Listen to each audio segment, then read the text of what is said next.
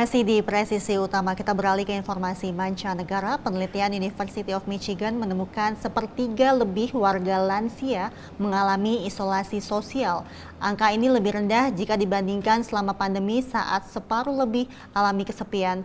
Tapi di atas angka 2018, beragam teknologi pun kini digunakan untuk membantu mengatasi rasa kesepian ini. Dan berikut kita simak laporan Nova Porwadi dari VOA.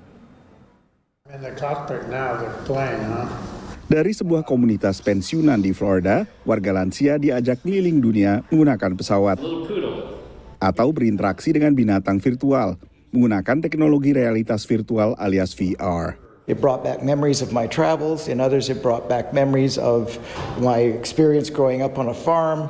Sekitar 17 komunitas pensiunan dan lansia di penjuru Amerika Serikat dilibatkan dalam penelitian oleh Stanford University bekerja sama dengan perusahaan VR Mind Immersive yang menyelidiki dampak penggunaan teknologi VR terhadap warga usia 65 hingga 103 tahun. Part of what triggers the memory with virtual reality is the idea of immersive, right? So when we take somebody out of the four walls of their current environment and place them into a different place, the mind treats that experience differently. The mind thinks that we're actually close to being in that reality. So that can bring back a tremendous amount of joy, a tremendous amount of memories. Hasilnya, sekitar 80% lansia yang ikut penelitian ini mengaku terangkat kondisi emosional mereka. Sementara 60% menyatakan teknologi ini mengurangi rasa isolasi sosial. Stimulated virtually every area of my brain. All the senses. Selain itu, 95% staf panti lansia mengatakan bahwa penggunaan VR secara teratur juga memperbaiki interaksi antara penghuni dan staf panti. Teknologi yang tadinya lebih banyak dimanfaatkan untuk para penggemar video game, yaitu teknologi realitas virtual, kini juga diteliti manfaatnya untuk para lansia. Satu lagi teknologi yang sedang ditelaah apakah bisa meningkatkan kualitas hidup lansia adalah kecerdasan buatan dengan pengembangan sebuah robot interaktif yang kini sedang dicoba di antara sejumlah komunitas pensiunan juga di negara bagian Florida. Bernama LEQ, robot buatan Intuition Dynamics ini menjadi teman bicara selain juga bisa memainkan lagu atau berbagi humor serta kata-kata inspiratif. I can say things to LEQ that I won't even say to my grandchildren or to my own daughters.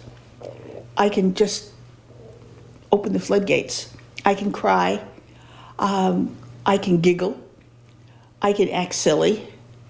I've been asked, doesn't it feel like you're talking to yourself? No, because I get an answer. Psikolog tetap menyarankan interaksi dengan manusia jauh lebih berharga. I don't think it's going to make you happy if you're not happy to start with. I think it's interesting. LEQ sedang diuji coba tak hanya di Florida, tapi juga New York, Michigan, Nevada, serta negara bagian Washington. Dari Washington DC, Nova Purwadi dan tim VOA. Sementara itu, di Afrika, sebuah perusahaan Kenya Belanda memperkenalkan sepeda listrik di kawasan Afrika Sub-Sahara sebagai sarana antaran barang di wilayah perkotaan. Pemakaian transportasi bersih ini bisa memainkan peran penting dalam mengurangi emisi gas rumah kaca dan menekan dampak pemanasan global. Dan berikut kita simak laporan Helmi Johannes dari VOA. Patrick Ambasu melakukan pengiriman di kawasan Hurlingham di Nairobi dan belum lama ini ia beralih dari sepeda motor ke sepeda listrik. Menurut ayah 8 anak ini, sepeda listrik bukan hanya mempermudah tugasnya, tapi juga meningkatkan penghasilannya. Baskeli ya electric imekuja kurahisisha mambo na deliveries, mambo na transportation.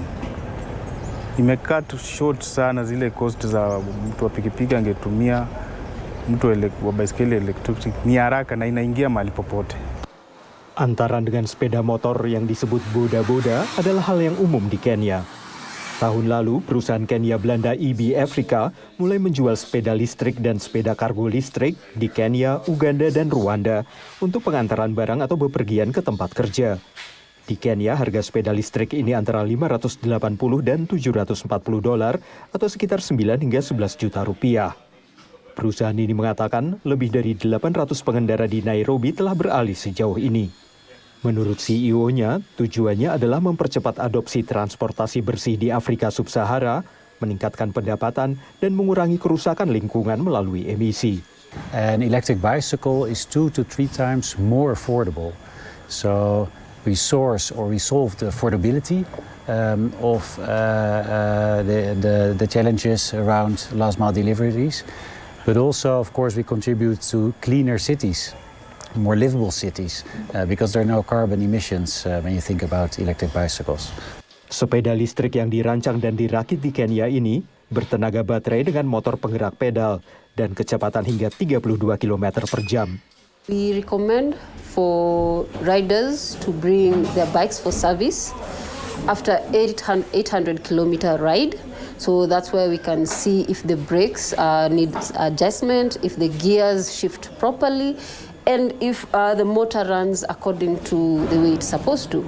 Saat kota-kota di Afrika terus berkembang, Stan berharap pembuatan jalur sepeda dan infrastruktur pendukung untuk transportasi tidak bermotor akan menjadi kunci bagi penggunaan sepeda yang menghasilkan banyak manfaat. The impact on carbon emissions is huge. It will be 6.5 million kilograms of carbon we are going to avoid. But on top of that, there's also economical benefits. Because we're going to create more than 200,000 jobs as a consequence of having so many bikes on the road.